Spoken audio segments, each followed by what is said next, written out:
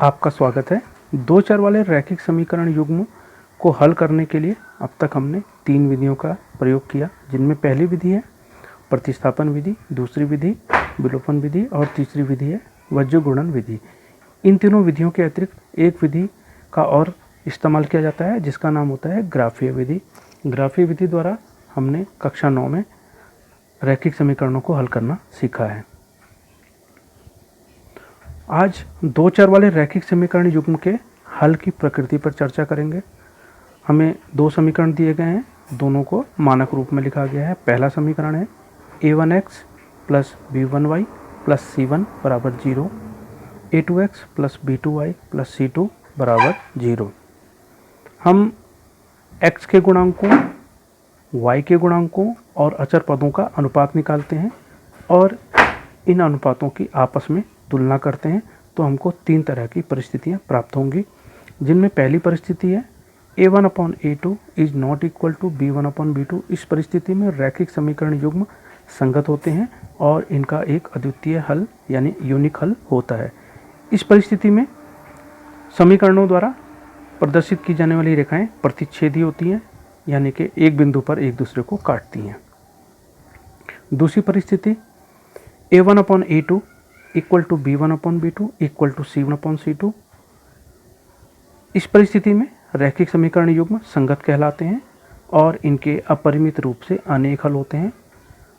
समीकरणों द्वारा प्रदर्शित की जाने वाली रेखाएं आपस में संपाती होती हैं, यानी कि एक दूसरे के ऊपर स्थित होती हैं। तीसरी परिस्थिति में a1/a2 equal to b1/b2 is not equal to c1/c2। इस परिस्थिति में दोनों रैखिक समीकरण युग्म असंगत होते हैं और इनका कोई भी हल नहीं होता। इस परिस्थिति में समीकरणों द्वारा दिखाई जाने वाली रेखाएं समांतर होती हैं। आइए इनको कुछ उदाहरणों से समझते हैं।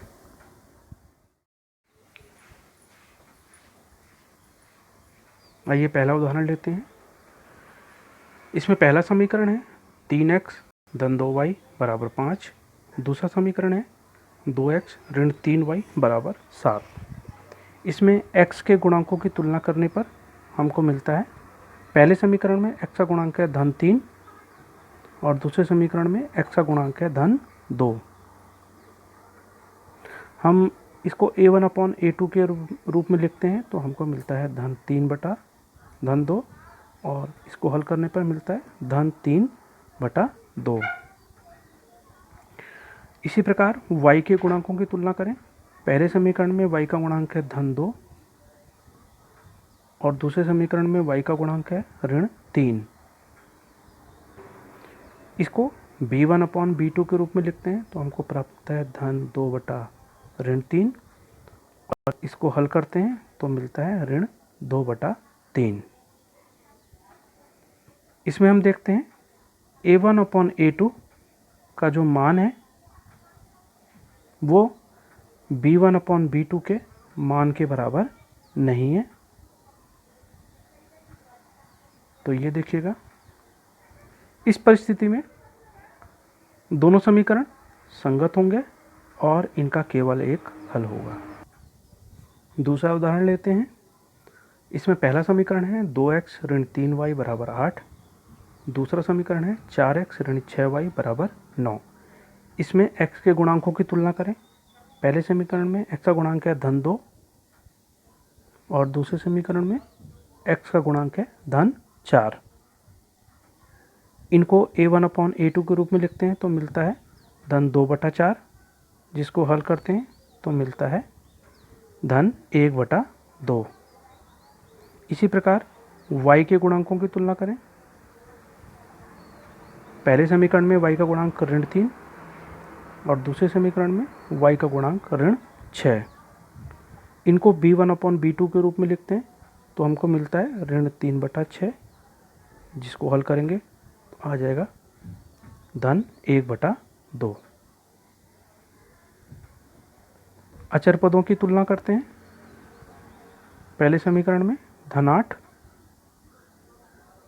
दूसरे समीकरण में धन 9। इसको c1/c2 के रूप में लिखते हैं तो मिलता है धन 8 बटा धन 9। जिसको हल करने पर मिलेगा धन 8/9।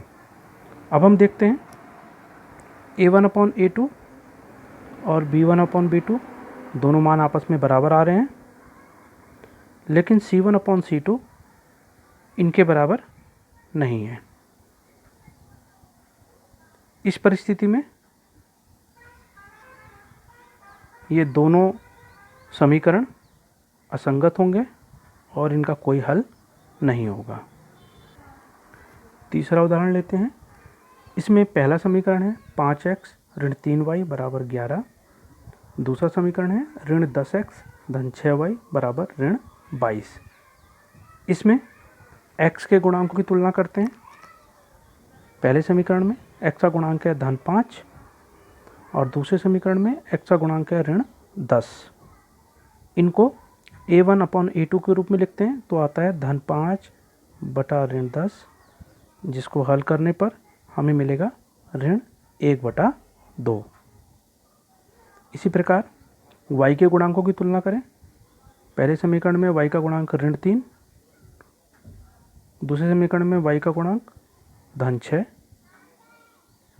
इनको B1/B2 के रूप में लिखते हैं तो मिलता है ऋण 3 बटा धन 6, जिसको हल करने पर हमें मिलेगा ऋण 1/2।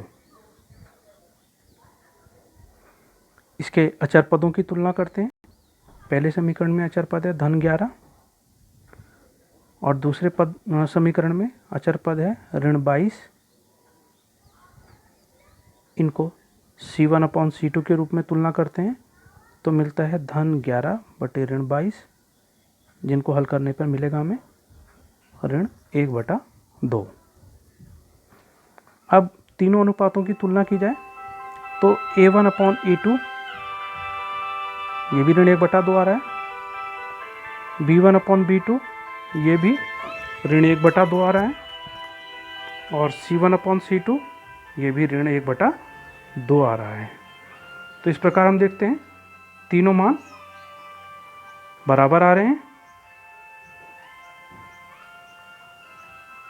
इस परिस्थिति में दोनों समीकरण संगत होंगे और इनके अपरिमित रूप से अनेक हल होंगे। हमने उदाहरणों के माध्यम से तीनों परिस्थितियों को समझा। आप इनके ऊपर आधारित सवाल हैं उनको अवश्य करिएगा। इससे ये तीनों परिस्थितियाँ आपको और बेहतर तरीके से समझ में आ पाएंगी। धन्यवाद।